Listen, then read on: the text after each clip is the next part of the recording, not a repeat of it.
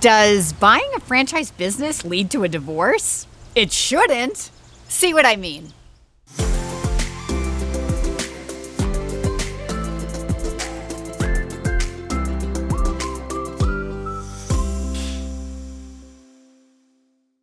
I've been a franchise consultant for over 20 years, and I have counseled a lot of couples down this path of exploring franchise opportunities to the point where sometimes I'm accused of being a marriage counselor because sometimes that's what it takes to get the deal done, to get both people to agree that this franchise opportunity is the right thing. Typically, in a relationship, there's one person that's more adventurous, more aggressive, and the other spouse is typically more conservative. I don't know why it works out this way. It's like God's balancing act that we are attracted to our opposite.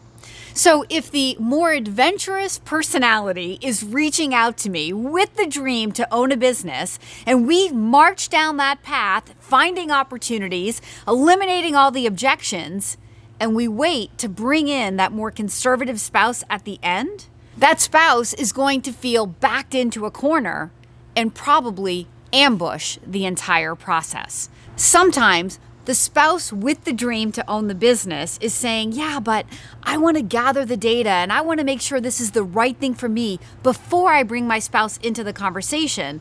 And that's okay, except we have to remember that there are a lot of misconceptions about what franchising is, right?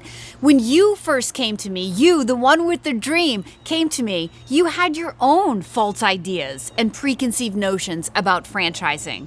And I probably spent some time helping you to get over those in order to get you to the place where when I presented the top 3 to 5 companies to you, that you were open to them. So if the spouse is coming in after we have those 3 to 5 companies without any of the kind of backstory, the context for how we arrived at those 3 to 5 companies, how can we expect that person to meet you at that same place? As the franchise consultant, I tell my candidates with the dream, don't put yourself in the middle of this conversation. Allow me to be the middleman. If you bring your spouse into the conversation in the beginning and he or she says, look, I'm not really interested in learning about this, I'm going to let my spouse do it, then we know that we have the blessing, then off we go. But by allowing your spouse to participate from the very first conversation, it allows them to get up the learning curve, just like you're getting up the learning curve. It allows them to ask their questions, not to you, to ask their questions directly to me and then even to the franchisors. But mostly it shows respect. It demonstrates that you want their opinion, that it matters to you, that this is going to be a collective decision where everybody comes to the same conclusion, if that conclusion is a yes, that you want to move forward with the franchise. Once I've identified the top 3 to 5 companies for you and I introduce you on that blind date, how fun is it to go blind dating with your spouse? To bring your spouse into this conversation from the very beginning. Again, allowing your spouse the opportunity to get up their own learning curve, to ask their questions not to you when you're trying to learn about the business and maybe don't even have the answers yourself. That creates discord between the two of you. Don't do it. This is why sometimes I have to be the marriage counselor, because I want to be the person in the middle of the two of you where people feel safe to ask their questions, to have their concerns validated directly with me. A lot of times, the questions and the concerns that the more conservative spouse has are directly related to just their conservative nature. And that's another reason for getting this spouse involved early in the process. Conservative people invest in franchises. It's just their process is a little bit different from a more adventurous person. A more adventurous person may not need so many details. They may be a quick decision maker. A more conservative person may need more detail. They may need more time to think on it, to sleep on it. They may need to ask more questions. They need to validate that information with more franchisees. I have 20 years of experience in helping hundreds of couples go down this path. And I am very confident that I can get you and your spouse to the same place if this is the right moment for you to say yes to the franchise. But here's the thing. I can get you and your spouse to the same place even if this is not the right moment. Because if you're married, I know you want to stay married. You don't want to say yes to a franchise business and have that break up your marriage. So if your spouse is never going to come along for the ride, wouldn't it be better to know that in 1 or 2 conversations than to invest 1 or 2 months exploring franchises to only then realize that you're never going to agree? Yes, of course. It's going to save you a lot of time, emotional energy, a lot of fights at home, right?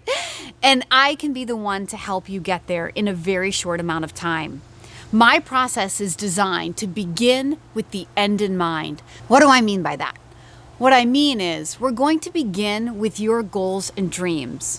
When I get to work with you and your spouse, we're going to start with a vision exercise. And sometimes this exercise alone gets people communicating about why they really want a business or if they really want a business. By knowing what you're trying to accomplish and discussing it together, then it allows the vision to be what's guiding the due diligence. And often that risk-averse person that's worried about all the what-ifs that can go wrong, when we can keep that person focused on the vision, on why we're here and why we need to go down this path, then those fears and concerns can often be pushed to the side because we're marching toward a vision that cannot be accomplished any other way. There's also the fact that franchisors are going to want to meet your spouse. Most franchisors will require that both spouses' names will be on the franchise agreement.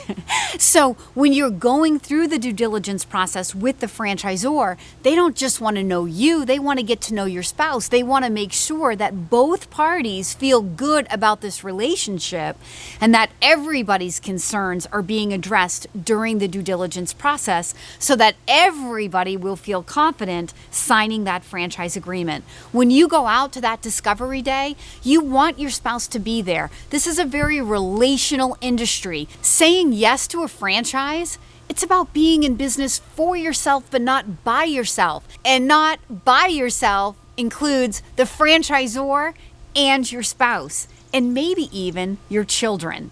By gathering all the decision makers early in the process and allowing everybody to go through the due diligence that they need to go through, then that's going to ensure that we can get this done together in the most effective way possible.